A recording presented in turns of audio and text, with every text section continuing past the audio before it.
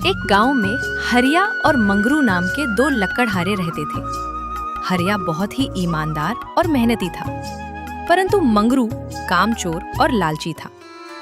हरिया प्रतिदिन सुबह उठकर नजदीक के जंगल में लकड़ी काटने जाता और उन लकड़ियों को बाजार में बेचकर अपना और अपने परिवार का जीवन बसर किया करता था।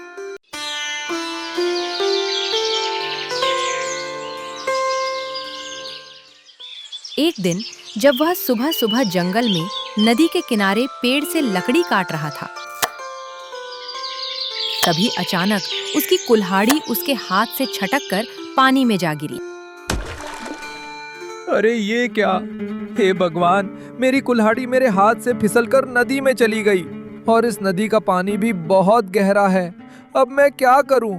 कुल्हाड़ी के बिना मैं कैसे लकड़ियां काटूंगा? मेरे पास तो और कोई कुल्हाड़ी भी नहीं है। मैं तो वैसे भी गरीब हूँ। मेरे रोजगार का एकमात्र सहारा थी मेरी कुल्हाड़ी, और वो भी हाथों से फिसलकर नदी में गिर गई। अब मेरा घर कैसे चलेगा? हे भगवान, मेरी मदद करो।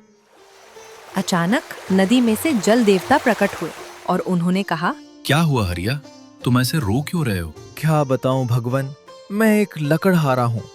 लकड़ी काट कर अपना और अपने परिवार का पेट पालता हूँ, पर अब मैं मेरी कुल्हाड़ी के बिना क्या करूं?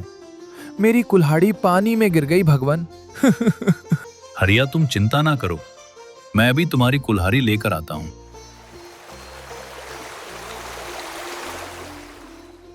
ये लो हरिया, तुम्हारी कुल्हाड़ी। अरे ये क्या? ये तो चांदी की कुल्हाड़ी है। नहीं नहीं, ये कुल्हाड़ी मेरी नहीं है। ठीक है, तो रुको, इस बार मैं तुम्हारी कुल्हाड़ी लेकर आता हूँ।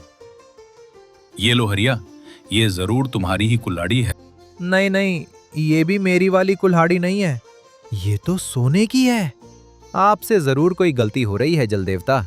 मेरी कुल्हाड़ी तो बहुत साधारण लोहे की है। ठीक है, इस बार कोई भूल नहीं होगी। तुम जरा प्रतीक्षा करो, मैं अभी तुम्हारी लोहे की कुल्हाड़ी लेकर आता हूँ। ये लो हरिया, यही है ना तुम्हारी कुल्हाड़ी? इसे ही ढूंढ रहे थे ना तुम इतनी देर से? हाँ हाँ, यही है, यही तो है मेरी कुल्हाड़ी। आपका बहुत बहुत धन्यवाद जल देवता। जल देवता हरिया की ईमानदारी को देख बहुत प्रसन्न हुए और कहा, हरिया, तुम गरीब होने के बावजूद भी सच्चे हो, ईमानदार हो। तुम चाहते तो कोई भी कुल्हाड़ी रख सकते थे, परंतु तुमने ऐसा नहीं किया। तुम ये सोने और चांदी की कुल्हाड़ियां भी रख लो। ये तुम्हारी ईमानदारी का उपहार है। हरिया तीनों कुल्हाड़ी पाकर बहुत प्रसन्न हुआ और खुशी खुशी तीनों कुल्हाड़ियां लेकर अपने घर पहुंचा और घर जाकर अपनी पत्नी को सारी घटना बताई। हरिया और उसकी पत्नी की सारी बातों को खिड़की से आलसी लकड़हारे मंगरू ने सुन ली और अगले ही दिन मंगरू नदी के किनारे उसी जगह पहुंच गया।